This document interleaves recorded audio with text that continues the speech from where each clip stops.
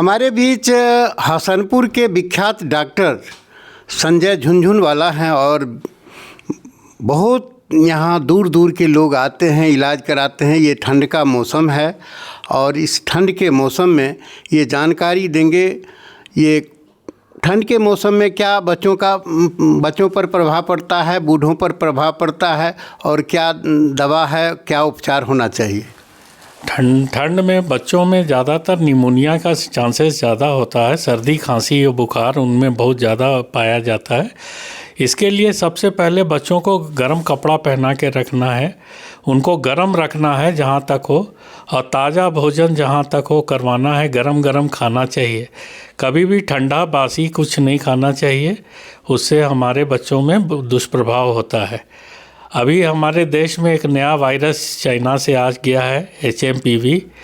वो एक अभी फैल रहा है, शुरुआत हो चुकी है, तो उसका भी बचाव करना है। उसका बचाव जो है कोरोना के ही तरह जो बचाव है, मास्क लगा के रखना है, ज़्यादा बाहर नहीं निकलना है और जितना हो सके आइसोलेट रहें, तो उससे ज़्यादा फ़ायदा होगा।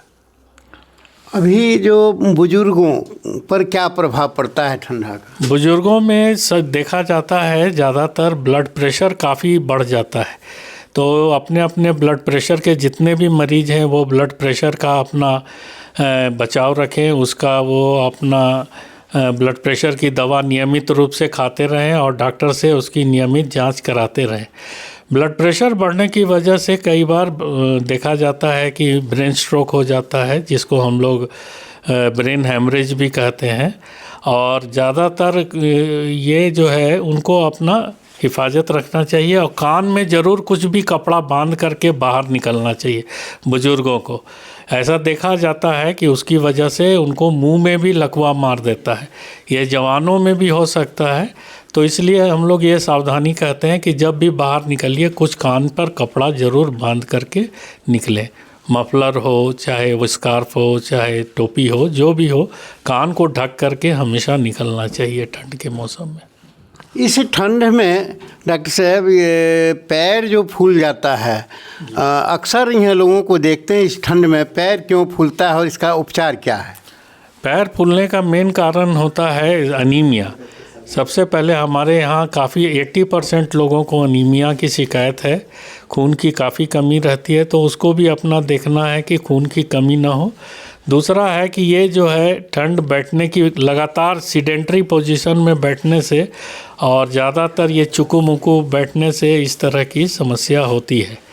फिर एक ब्लड प्रेशर में भी ये पैर फूलने की समस्या होती है, वो तो खैर डॉक्टर के देखने की चीज़ है। और कभी कभी हार्ट पर बहुत असर पड़ता है बढ़िया सर्कुलेशन नहीं होने से। ये उसको हम लोग CCF कहते हैं, कंजेस्टिव कार्डियक फेलियर, उसकी वजह से भी पैर फूल जाता है। ये आयुर्वेदिक क्या है, ये देसी दवा, उसमें क्या उपचार किया जाएगा?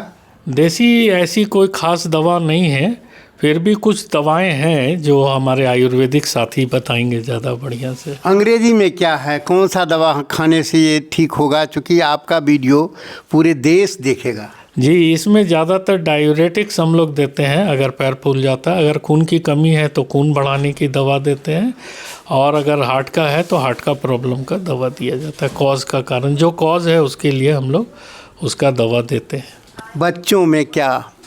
बच्चों में तो ये ज़्यादातर निमोनिया के कारण ही पैर वैर फूल जाता है, या माल न्यूट्रिशन होने से उनमें इस तरह का होता है। तो अच्छा भोजन कराएं, उनको जो है माल न्यूट्रिशन ना हो इसका पूरा ख्याल रखने का। आजकल तो इसके लिए सरकार के यहाँ एक अलग से कैंप भी बना हुआ है, एक अलग से चेंबर हमारे सदर अस्पताल में है, जहाँ माल न्यूट्रिशन वाले बच्चों का केयर किया जाता है और स्पेशल भोजन दिया जाता है। स्पेशल भोजन में क्या सब, यहाँ रोटी चावल भात या जो भी? उसमें मूंगफली का बहुत इम्पोर्टेंस है और थोड़ा सा उसमें तेल ज़रूर दिया जाता है। और कोई भी जो एडिबल ऑयल है जो हम लोग खाते हैं नॉर्मली, रिफ़ाइन हो, कड़वा तेल हो, जो भी है वो थोड़ा तेल दिया जाता है। और खिचड़ी और जो भी चीज़ मिलती है, चावल दाल रोटी सब्जी, ये सब दिया जाता है। किस चीज़ का खिचड़ी दिया जाएगा? सब चीज़ का खिचड़ी दे सकते हैं हम लोग। बच्चे को अच्छा भोजन, उसको न्यूट्रिशन वाला भोजन देना ज़रूरी होता है। ये हाँफने लगता है इस ठंड में बच्चे, उसके लिए क्या व्यवस्था है? हाँ, उसके लिए तो प्रॉपर दवा देना है, और नहीं होता है तो बच्चे को हम लोग भाप लगाते हैं, नेबुलाइज करते हैं जो कहते हैं, और कभी कभी ऑक्सीजन की भी आवश्यकता पड़ जाती है तो उसमें हम लोग ऑक्सीजन भी देते हैं बच्चों को। इस ठंड में तो काफ़ी पाचन क्रिया सही रहता है, लेकिन कहीं कहीं देखते हैं ये साग का ये समय है, खाने के बाद यह थोड़ा दिक्कत होता है। हाँ, ये बच्चों में काफ़ी देखा जाता है कि कोल्ड डायरिया होता है। ये ठंड की वजह से डायरिया और वॉमिटिंग होने लगता है, तो ये थोड़ा लंबा समय ले लेता है।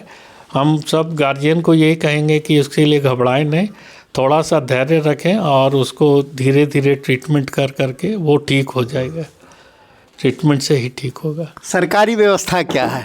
सरकार के यहाँ दवा उपलब्ध है, दवा मिलती है, हमारे पास मेट्रोन है और ORS का पाउडर वगैरह सब हम लोग देते हैं समय समय पर। इस ठंड में डॉक्टर साहब ये बता रहे हैं आँख से ये पानी गिरना अक्सर हो रहा है, इस पे बताइए। हाँ, आँख से पानी गिरना तो सामान्य प्रक्रिया है। ये ठंडी हवा जब भी आँख को लगती है, आँख का बैलेंस बिगड़ जाता है, तो उसकी वजह से पानी गिरता है।